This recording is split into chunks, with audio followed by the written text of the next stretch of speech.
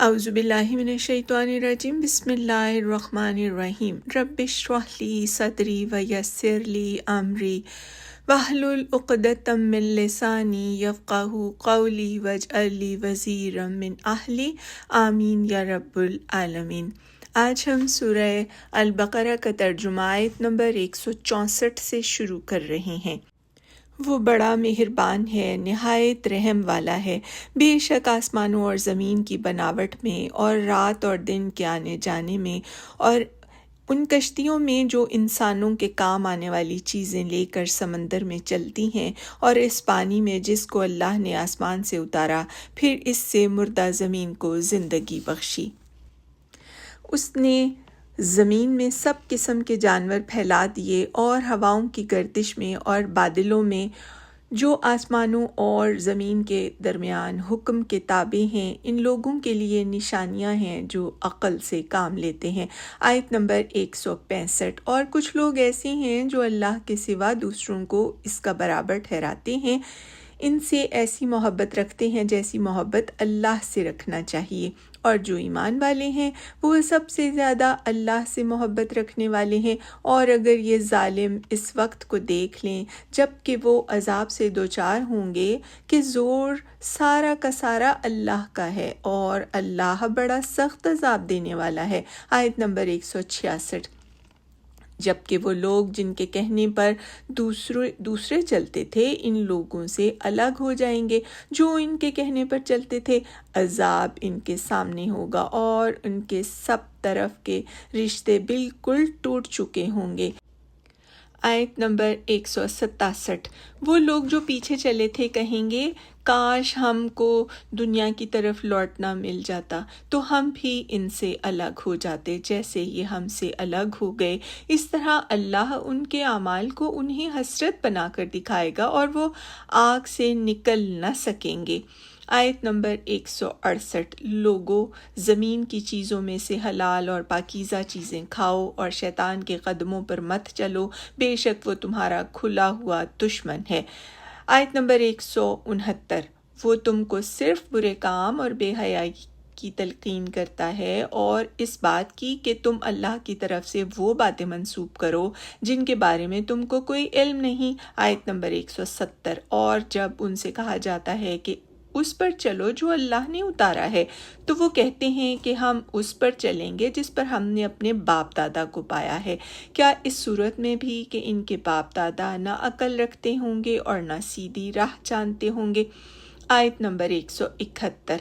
اور ان منکروں کی مثال ایسی ہے جیسے کوئی شخص ایسے جانور کے پیچھے چلا رہا ہو جو بلانے اور پکارنے کے سوا اور کچھ نہیں سنتا۔ یہ بہرے ہیں، گونگے ہیں، اندھے ہیں، وہ کچھ نہیں سمجھتے۔ آیت نمبر 172۔ اے ایمان والو، ہماری دی ہوئی پاک چیزوں کو کھاؤ اور اللہ کا شکر ادا کرو اگر تم اس کی عبادت کرنے والے ہو۔ آیت نمبر 173۔ اللہ نے تم پر حرام کیا ہے صرف مردار کو اور خون کو اور سور کے گوشت کو اور جس پر اللہ کے سوا کسی اور کا نام لیا گیا ہو۔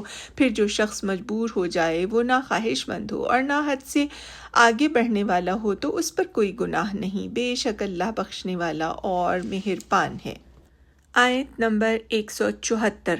جو لوگ اس چیز کو چھپاتے ہیں جو اللہ نے اپنی کتاب میں اتاری ہے اور اس کے بدلے میں تھوڑا مول لیتے ہیں اور وہ اپنے پیٹ میں صرف آگ بھر رہے ہیں، قیامت کے دن اللہ نہ ان سے ہم کلام ہوگا اور نہ ان کو پاک کرے گا اور ان کے لیے دردناک عذاب ہے۔ آیت نمبر 175۔ یہ وہ لوگ ہیں جنہوں نے ہدایت کے بدلے گمراہی کا سودا کیا اور بخشش کے بدلے عذاب کا، تو کیسی سہار ہے ان کو آگ کی۔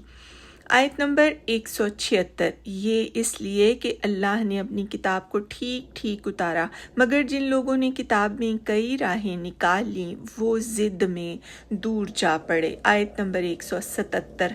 نیکی یہ نہیں کہ تم اپنے منہ مشرق اور مغرب کی طرف کر لو، بلکہ نیکی یہ ہے کہ آدمی ایمان لائے اللہ پر اور آخرت کے دن پر اور فرشتوں پر اور کتاب پر اور پیغمبروں پر، اور مال دے اللہ کی محبت میں رشتہ داروں کو اور یتیموں کو اور محتاجوں کو اور مسافروں کو اور مانگنے والوں کو اور گردنیں چھڑانے میں، اور نماز قائم کرے اور زکوٰۃ ادا کرے، اور جب عہد کر لیں تو اس کو پورا کریں، اور صبر کرنے والے سختی اور تکلیف میں اور لڑائی کے وقت یہی لوگ ہیں جو سچے نکلے، اور یہی ہیں ڈر رکھنے والے۔ آیت نمبر 178۔ اے ایمان والو، تم پر مقتولوں کا قصاص لینا فرض کیا جاتا ہے، آزاد کے بدلے آزاد، غلام کے بدلے غلام، عورت کے بدلے عورت۔ پھر جس کو اس کے بھائی کی طرف سے کچھ معافی ہو جائے تو اس کو چاہیے کہ وہ معروف کی پیروی کرے اور خوبی کے ساتھ اس کو ادا کرے، یہ تمہارے رب کی طرف سے ایک آسانی اور مہربانی ہے۔ اب اس کے بعد بھی جو شخص زیادتی کرے اس کے لیے دردناک عذاب ہے۔ صدق اللہ العظیم۔ وآخر الدعوانا ان الحمد للہ رب العالمین، وسلام علی المرسلین۔